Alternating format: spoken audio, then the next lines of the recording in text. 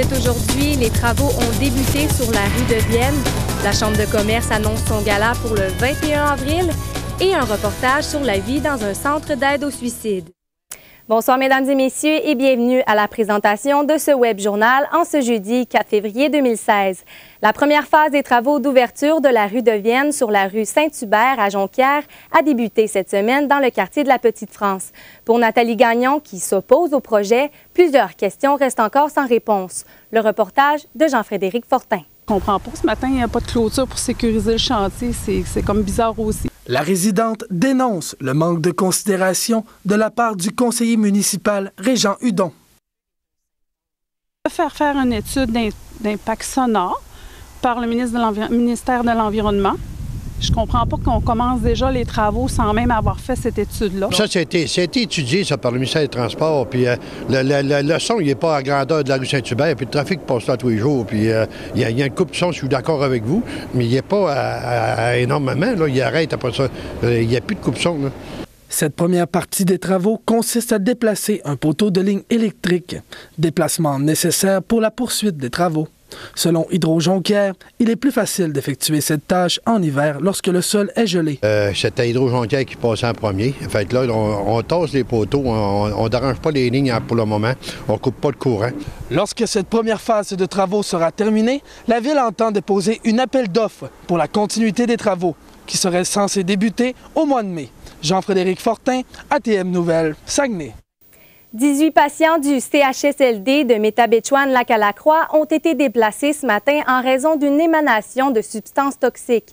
Les patients ont été transportés dans une aile du centre hospitalier qui n'a pas encore été atteinte par l'odeur. Des membres du personnel travaillent à ventiler le bâtiment. C'est un mélange de chlore et d'acide qui serait à l'origine du problème. La Sûreté du Québec croit que ce mélange aurait été utilisé pour déboucher les tuyaux. La Chambre de commerce du Saguenay tiendra la 12e édition de son gala du mérite économique le 21 avril à l'Hôtel Delta de Jonquière. Cet événement annuel a pour but de féliciter les entreprises s'étant démarquées au cours de cette année. Le reportage de Zachary Gaudreau.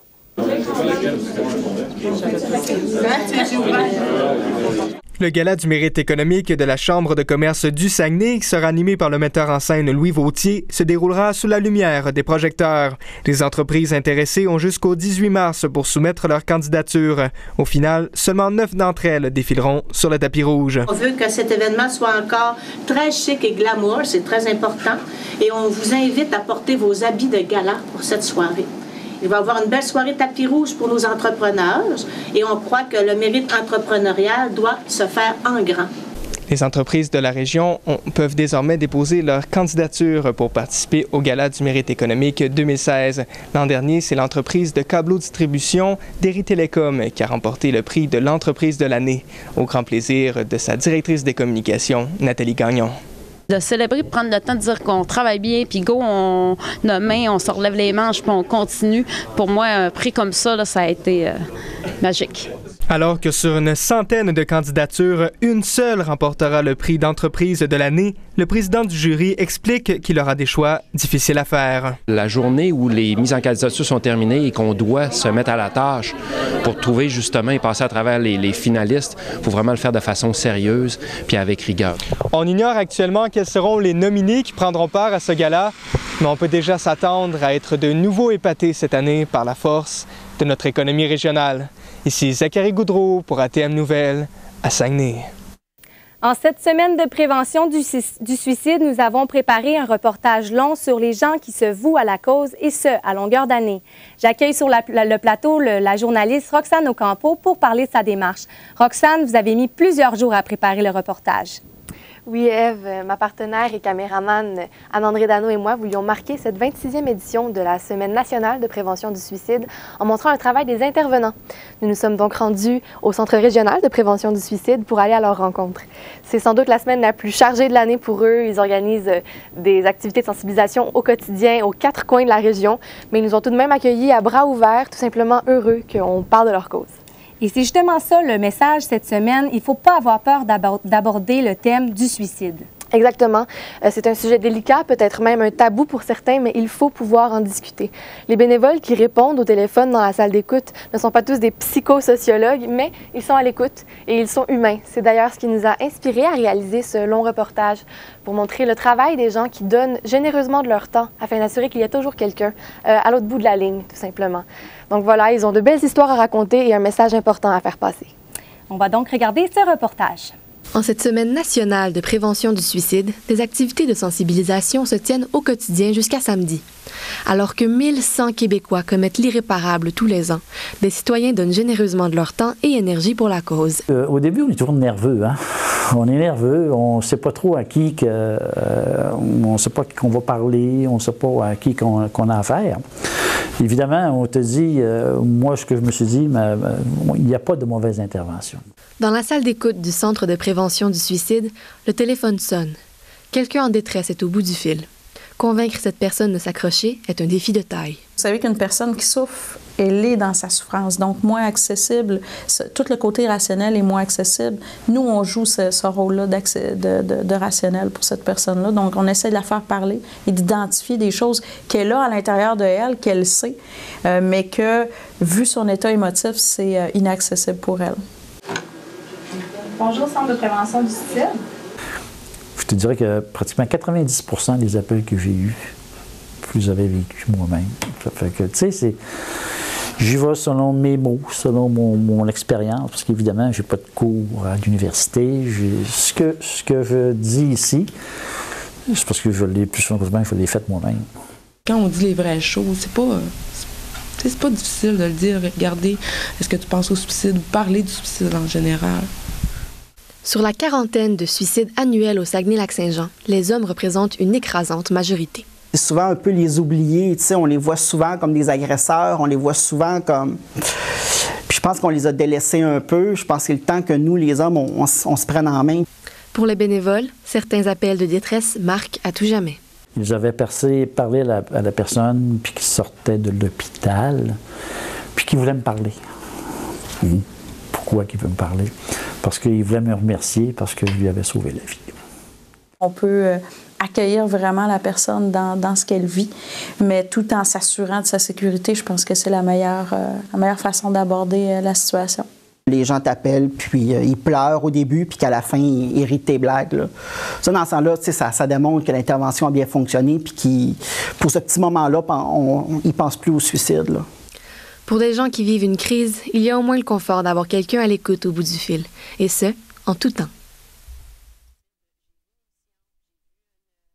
Les jeunes garçons de l'école secondaire des Grandes Marais de la Baie, accusés d'avoir partagé des photographies de leurs petites copines, pourraient être accusés de production, possession et distribution de pornographie juvénile. Laurence Laprise, quelles sont les conséquences d'un tel geste? Eh bien, on n'a pas beaucoup d'informations de la part de la SQ à propos de ce sujet-là, finalement, parce qu'il est toujours en enquête. Mais ce qu'on sait, c'est que les responsables, justement, sont des jeunes. Donc, les accusations de distribution, production, etc., de pornographie juvénile pourraient être moins graves que celles d'un adulte, puisqu'il n'y a pas de notion de pédophilie cachée derrière, finalement. On écoute le porte-parole de la Sûreté du Québec, Jean Tremblay. C'est des termes qui sont pesants et souvent les jeunes n'ont pas nécessairement l'idée malicieuse de le faire. Donc, mais il faut quand même comprendre que c'est des accusations qui sont très sévères au niveau du code criminel. Pour un adulte, une telle condamnation est passible de 14 ans d'emprisonnement. Et quels impacts peuvent avoir ces événements sur les victimes? Eh bien, la jeune concernée, si on se fie aux événements du passé, peut subir de l'intimidation, aussi du rejet, peut voir sa réputation changer pour celle d'une fille légère, une fille facile. Donc, elle peut vivre aussi de l'isolement. Elle s'isole elle-même aussi parce que le honte du geste posé. Mais aussi, il y a le fait que les photos ont été partagées. Donc, il y a un danger qu'elles se retrouvent entre de mauvaises mains. Et Laurence, est-ce qu'on peut dire que l'arrivée des réseaux sociaux, des applications peuvent être responsables de ce genre d'événements? Oui, d'ailleurs, Jean Tremblay parle même d'une évolution normale du monde criminel. On l'entend à ce sujet. En fait, la criminalité évolue dans le temps. Il y a 30 ans, on parlait de vol de banque. Aujourd'hui, on parle de vol d'identité sur Internet. Au même titre que cette criminalité-là n'existait pas il n'y a pas plus loin que 10 ou 12 ans. Donc, c'est une criminalité qui est en hausse. Et heureusement, on développe des techniques de travail. Et en terminant, Laurence, est-ce qu'il y a des mesures de prévention qui ont été mises en place? Oui, la Sûreté du Québec a déployé des agents d'information et de prévention un peu partout dans la province depuis quelques temps déjà. Il y a également de l'information et des outils qui sont disponibles sur leur site Web. Et cette information-là s'adresse, oui, aux jeunes, mais aussi aux parents qui ont un rôle important à jouer dans le processus de sensibilisation. Et toutes ces choses mises en œuvre-là, ça sert à faire passer le message, en fait. Le message de la SQ, c'est que toute photo envoyée ne nous appartient plus. Merci beaucoup, Laurence. Ça me fait plaisir. La deuxième escadre de Bagotville est rentrée au mois de décembre d'une mission humanitaire au Liban et en Jordanie. Les 5 militaires ont passé 5 semaines à préparer le terrain pour s'assurer du bon fonctionnement du transport des réfugiés syriens vers le Canada. Ma collègue Josiane Cloutier s'est entretenue avec le chef d'état-major adjoint aux opérations de la deuxième escadre, le major Jimmy Leclerc. Bonjour, Monsieur Leclerc. Bonjour, Josiane, ça va bien? Oui, vous? Oui. Vous êtes revenu récemment d'une mission en Jordanie et au Liban. Comment vous sentez-vous d'être de retour au pays? Ouais, ça fait du bien. J'ai eu la chance de revenir juste avant le temps des fêtes, passer le temps des fêtes avec ma famille.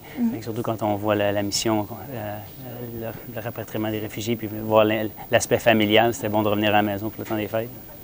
Vous avez parlé de rapatriement des réfugiés. Quelle était votre mission concrètement en Jordanie et au Liban? Ma mission aux Forces canadiennes, c'était d'assister l'accueil de réfugiés du Liban et de la Jordanie jusqu'au Canada. Moi, mon travail plus précisément, c'était la coordination aérienne pour les Forces armées canadiennes. Comment s'est-elle déroulée? C'est très bien déroulé. Comme la deuxième escadre est une escadre de contingence, on allait faire un travail de contingence de l'autre côté, c'est-à-dire on allait là pour supporter au cas où le côté civil avait de la difficulté à rencontrer leur mandat. Et est-ce que la mission a répondu à vos attentes? Oui, c'était ce que je m'attendais. On s'entraîne ici à deuxième escadre pour être prêt à partir n'importe quand. Alors moi, en dedans j'ai eu 12 heures d'avis, puis j'ai pacté mes bagages, je suis parti.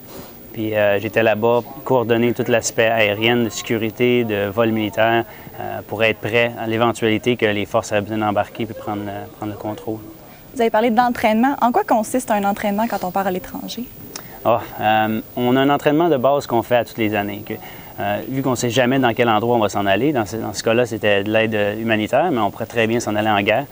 Toutes les années, à travers l'année, on a besoin de faire de l'entraînement de maniement d'armes, de l'entraînement physique, de l'entraînement de tout, en fait. Et puis, c'est la même chose pour les plans de contingence. Je fais partie d'une équipe qui est dans un plan de contingence pour l'aide humanitaire. Alors, toutes les années, on a de l'entraînement sur quelle organisation avec qui on va travailler si jamais on déploie, comment dealer avec toutes sortes d'organisations, toutes sortes de différentes personnes. C'est un peu ça. Est-ce que la préparation d'une mission humanitaire va différer d'une autre mission? Oui. Oui et non. Oui parce que c'est pas le même environnement. Il y a plus un côté personnalité qu'il faut développer, puis interaction avec les gens, plus que le côté physique, puis le côté maniement d'armes, puis de situation de guerre. Mais l'entraînement pour un militaire, c'est toute la gamme des qualités qu'il faut développer pour ça. Est-ce que c'était votre première mission à l'étranger? Non, j'étais en Afghanistan en 2012-2013. Puis c'est la deuxième fois. C'est différentes missions, mais c'était dans un peu le même coin du monde. Et qu'est-ce qui vous a le plus marqué dans vos missions? C'est plus l'aspect personnel, l'aspect interaction avec les gens. Qu'on soit déployé dans un temps de guerre ou dans une opération humanitaire, l'aspect interagir avec les personnes. Puis pour accomplir ta mission, tu ne peux pas juste te forcer à l'accomplir. Il faut que tu interagisses. Puis il y a toujours quelqu'un qui va falloir qui t'aide à travers ça. C'est de savoir comment interagir avec des gens de différentes cultures, de différents langages, pour avoir ce que tu as besoin vraiment pour accomplir ta mission. Et si on revient à la Jordanie ou au Liban, vous avez été parti combien de temps là-bas? J'étais parti, de la maison, j'étais parti 5 semaines. J'avais 2 semaines de préparation opérationnelle ou de planification à Kingston, Ontario. Puis j'ai passé 3 semaines en Jordanie, à Amman, en préparation, en opération. Bagotville est la seule escadre à accomplir ce genre de mission. Qu'est-ce qui peut expliquer cela? Avant la deuxième escadre, on avait pas d'organisation qui était prête à partir à court avis. Alors, ils ont créé la deuxième escadre justement pour les forces armées canadiennes puis les forces aériennes canadiennes, l'aviation royale canadienne, de se déployer, d'être capable de se déployer, d'avoir une entité qui peut aller quelque part rapidement, à 12 heures, 24 heures ou 48 heures d'avis environ, pour tout installer, pour tout préparer le terrain, pour que quand les avions sont prêts à arriver, bien, ils peuvent commencer leur travail en arrivant. C'est la seule escadre qui a ce mandat-là. Les autres escadres ont un mandat de déployer, mais ils ont plus de temps pour se préparer. Tandis que nous, le deuxième escadre, notre rôle, c'est ça, c'est de partir tout de suite, puis de s'assurer que les autres sont prêts à arriver, puis faire leur travail. Est-ce que d'autres militaires de Bagotville sont encore sur place? Non, non, les militaires de Bagotville, on était 5. Les derniers sont revenus il y a quelques semaines du Liban. Et en terminant, si l'occasion se présentait, est-ce que vous y retourneriez? Ah, c'est des expériences qu'on s'entraîne pour faire ça. C'est sûr qu'on veut toujours, on ne veut pas s'entraîner pour rien faire. On veut faire notre travail. Puis notre travail, c'est de se déployer à court avis. Puis c'est sûr, on regarde toujours les opportunités, que ce soit humanitaire ou pas. C'est sûr qu'on veut toujours être dans des missions humanitaires. C'est beaucoup plus valorisant que dans un environnement de guerre, mais il reste qu'on est prêt à faire notre travail, puis on y retournerait demain. Bien, merci beaucoup, M. Leclerc. Merci. 9 restaurateurs se sont engagés à devenir des ambassadeurs de saveurs de la zone boréale en partenariat avec la table agroalimentaire du Saguenay-Lac-Saint-Jean. Ces restaurants devront mettre en valeur les produits typiques de la région et respecter un seuil minimal d'approvisionnement en produits locaux. Parmi les participants, notons le Centre d'amitié autochtone de Saguenay, la cuisine de Saguenay, l'Auberge des Battures et l'Exode Café Alma. La salle polyvalente de la bibliothèque de la Baie ne sera finalement pas rénovée comme prévu. Une annonce a été faite lors de la séance du conseil municipal de Saguenay en début de semaine. L'édifice, qui nécessite des réparations d'envergure, devient non disponible pour la population. Une rencontre d'information avec les citoyens de l'arrondissement de la Baie est à l'horaire le 23 février. La 32e édition de Saguenay en neige a débuté ce matin, attirant des étudiants des écoles des commissions scolaires de la Jonquière. Parmi le lot des sculpteurs professionnels invités, 2 étaient déjà sur place pour entamer leur œuvre. Le reportage de Sarah Pedneau.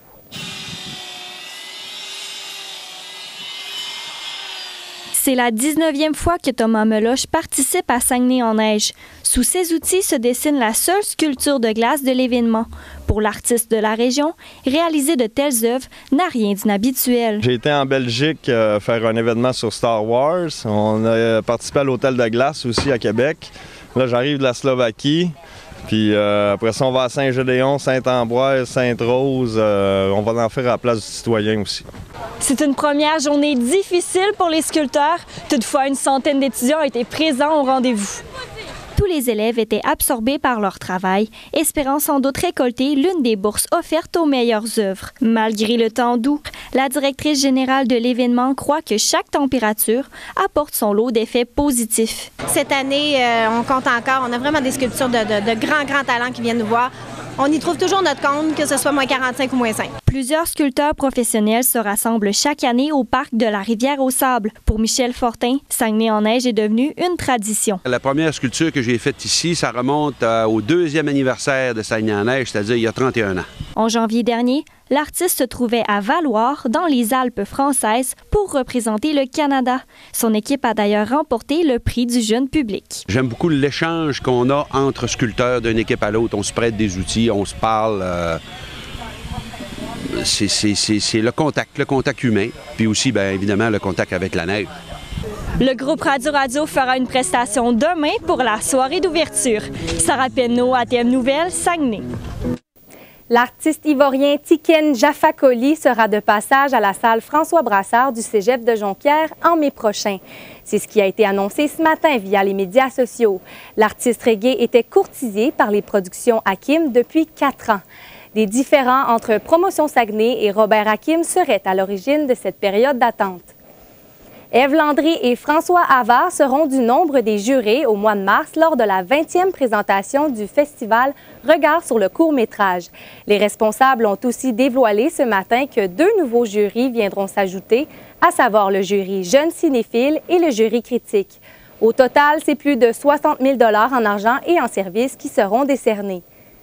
Auteur d'une des séries les plus populaires au Québec à la fin des années 80 et dans les années 90, Sylvie Payette n'a jamais cessé d'écrire depuis. Ayant elle-même scénarisé 2 autres séries par la suite, elle a depuis fait paraître 14 romans. Parmi ceux-ci, sa série de livres Savannah est à son 11e tome, le 12e étant à paraître le 22 février. Reçue à Roberval ce soir pour une conférence sur son parcours d'auteur dans le cadre du Salon du livre du Saguenay-Lac-Saint-Jean, l'écrivaine était de passage sur notre plateau plus tôt aujourd'hui. Mon collègue Alex Antonacci l'a rencontrée. On l'écoute. Sylvie Payette, bonjour. Bonjour. Tout d'abord, Mme Payette, parlez-nous de votre série de livres Savannah. Le 12e tome va sortir en février. À quoi peuvent s'attendre les lecteurs pour ce dernier tome? Bien, c'est très important parce que je suis dans la région ici et que le tome 12, croyez-le ou non, se termine ici. Et pour les lecteurs de Savannah, c'est important parce qu'on sait qu'elle est allée en France, les Templiers, l'ancienne Égypte, l'Angleterre, elle a fait le tour du monde. Et finalement, croyez-le ou non, de l'ancienne Égypte jusqu'à ici. C'est ça l'histoire de Savannah. Wow. Donc, dans le tome 12, vous allez découvrir qu'il y a des choses peut-être qui se sont passées dans cette région aussi que vous ne savez pas. Et lorsqu'on écrit 12 tomes comme la série Savannah, comment arrivez-vous à renouveler à chaque roman que vous écrivez? Une passion. C'est difficile à expliquer, hein? C'est que j'arrête à 12 parce que, il y a un moment où il faut que j'arrête, mais j'ai des sujets encore. J'ai encore plein d'idées, plein de sujets. C'est que Savannah, dans le fond, je me suis dit, qu'est-ce que j'aurais aimé lire, moi, quand j'étais jeune, quand j'avais 12, 13, 14, 15, 16 ans, et qui me passionne encore aujourd'hui parce que ça fait partie des lectures et des recherches que je fais. Et puis, j'ai dit, je vais partager toutes les passions que j'ai, la découverte, la culture, l'histoire, les voyages. Et c'est comme ça que c'est né. Alors non, il a fallu que je me prive. Des fois, je parle de peut-être 20% d'un sujet parce que justement, je ne voulais pas non plus les assommer avec trop d'informations de culture. Et justement, qu'est-ce qui fait qu'on arrive, OK, le 12e, c'est le dernier? Ben, c'est moi qui ai pris cette décision-là, mais c'est que... il est temps qu'il arrête pour passer à autre chose, peut-être.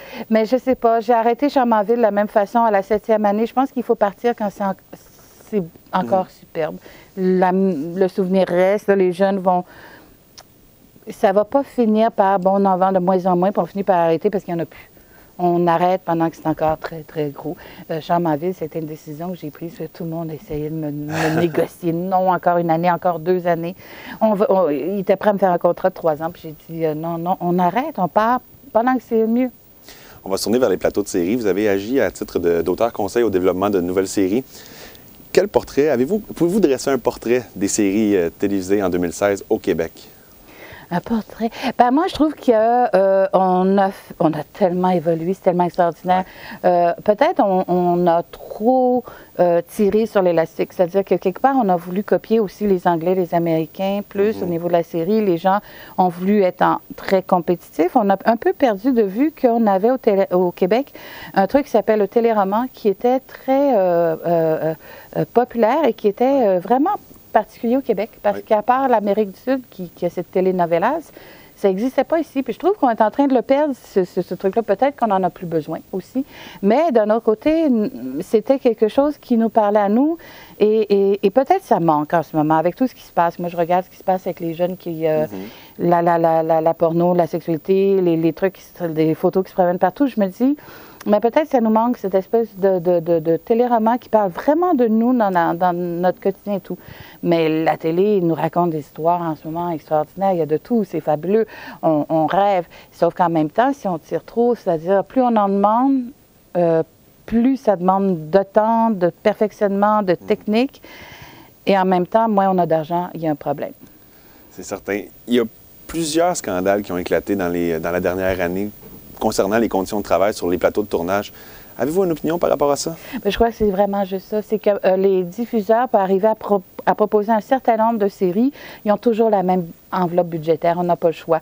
Donc, avant, ce qu'on faisait avec, je ne sais pas moi, disons 700 000 $ ou 500 000 $, on doit le faire avec 350 aujourd'hui, mais on doit aussi avoir des poursuites en voiture, des ci, des ça, pour approcher de la modernité. Donc, il y a comme une difficulté. Je pense que les producteurs n'ont pas le choix. S'ils veulent vendre leurs produits, il faut qu'ils arrivent à un prix assez compétitif, mais en même temps, arriver à quelque chose qui est assez fou au niveau technique. Donc, il y a quelque chose qui ne marche pas. C'est pour ça, je crois que tout est arrivé. C'est bon, on va être obligé de se questionner puis c'est certain. De dire, bon, mais où est-ce qu'on met les priorités puis qu'est-ce qu'on fait comme produit. Vous en avez parlé un peu de Chambre-en-Ville et la fin de tout ça. 25 ans plus tard, est-ce qu'on peut envisager une suite sous quelque forme que ce soit? Bien, d'abord, il y a le livre qui est sorti il y a environ, je pense que j'allais dire il y a 4 ans, il faut que je me suive. Je crois qu'il était paru en 2010. Oui, bien, il y a une suite à la suite. C'est très amusant parce qu'au début, on ne pensait pas qu'il y en aurait. Fait que là, c'est la suite de la suite, mais on va lui donner un vrai titre. Il va s'appeler Lola, les choix. Donc, je fais une suite parce que ça a été beaucoup demandé. Mais surtout, je suis en train de travailler une comédie musicale qui devrait être, je pense, en 2017 parce qu'on est en train de monter ça. J'imagine qu'ici, vous apprenez ça aussi. Une production, c'est un peu long. Donc, on a des producteurs, on est en train de faire de monter ça, mais on devrait être en 2017. Donc, on va avoir une comédie musicale. Super, c'est plaisant à entendre. Oui, puis on retourne à... C'est des jeunes qui vont être sur la scène. En terminant, est-ce qu'il y a des livres qui vont sortir régionalement ici au Saguenay-Lac-Saint-Jean dans les prochaines semaines ou prochains mois? Ben moi, je pense qu'il faut suivre Sylvie Marcoux. Parce qu'effectivement, elle a une belle série ici, puis elle est formidable. Elle s'occupe du Salon du livre. J'imagine que vous la connaissez tous. Oui, on la connaît ici. C'est un plaisir pour nous d'être accueillis par elle, parce que c'est un ange. C'est probablement l'ange des livres du Saguenay. Et elle fait des très belles séries qu'il faut suivre pour les jeunes aussi. Il y a tellement d'auteurs ici, là. Écoutez, suivez-les. Il y a des talents extraordinaires. Bon, il y a des gens comme Hervé Gagnon, par exemple, même Marie Potvin, qui sont originaires d'ici, qui sont plus ici, mais c'est pas grave, c'est quand même des auteurs d'ici à suivre. Sylvie Marcoux, merci beaucoup. Non, moi, je suis Sylvie Payette. Pas Sylvie Marcoux, pardon. Merveilleux. Vous m'avez parlé de Sylvie Marcoux. Sylvie Payette. Non, genre, c'est bon. Merci beaucoup. Ben, merci, bonne journée.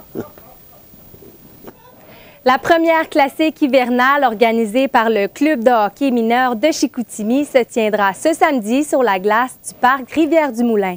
Ce sont près de 200 jeunes hockeyeurs qui patineront afin de souligner le 40e anniversaire de l'organisation. L'événement ouvert à la population comprendra 16 équipes de catégorie novice à pee-wee. Malgré le mauvais temps qui a compliqué l'organisation de l'événement, le vice-président du club, Éric Gagné, assure que tout sera mis en place pour que la glace soit en bon état. Les Saguenayens de Chicoutimi auront tout un défi à relever ce soir alors que les Huskies de Rouyn-Noranda, 3e meilleure équipe junior au Canada, seront au centre Georges Vézina. Il s'agit du premier match de programme double entre les deux équipes. L'espoir des élites de Jonquière, Raphaël Harvey-Pinard, pourrait être de la formation demain pour la troupe de l'Abitibi. De leur côté, les élites affrontent les commandeurs de Lévis au foyer des loisirs à Arvida ce soir. À la météo, Laurence Laprise, cette fin de semaine pour le beau temps sera un rendez-vous pour les amateurs de plein air. Oui, Ève, les stations de ski de la région ont reçu de 5 à 15 cm de neige dans les dernières 24 heures. Plusieurs patinoires sont ouvertes et le temps sera clément pour ceux qui préfèrent la raquette ou le ski de fond. Dès demain, le ciel se dégage et on se rapproche des normales de saison avec un maximum de moins 10 degrés et des vents venant de l'ouest à 20 km/h en plus des rafales à 40 en après-midi. Samedi, c'est moins 6 degrés avec de la neige intermittente qui se poursuit jusqu'à dimanche pour un minimum de moins 14 partout dans la région. Il fait présentement moins 1, température ressentie moins 8. Les averses intermittentes de neige et de pluie parfois fortes se poursuivront jusqu'en soirée, où le mercure descendra dans les moins 10 degrés au Saguenay et moins 14 au Lac-Saint-Jean. Sur les routes, il faut continuer d'être vigilant car même si la visibilité est bonne sur tout le réseau routier, la chaussée est enneigée par endroits. Merci d'avoir été des nôtres. Bonne fin de journée. Au revoir.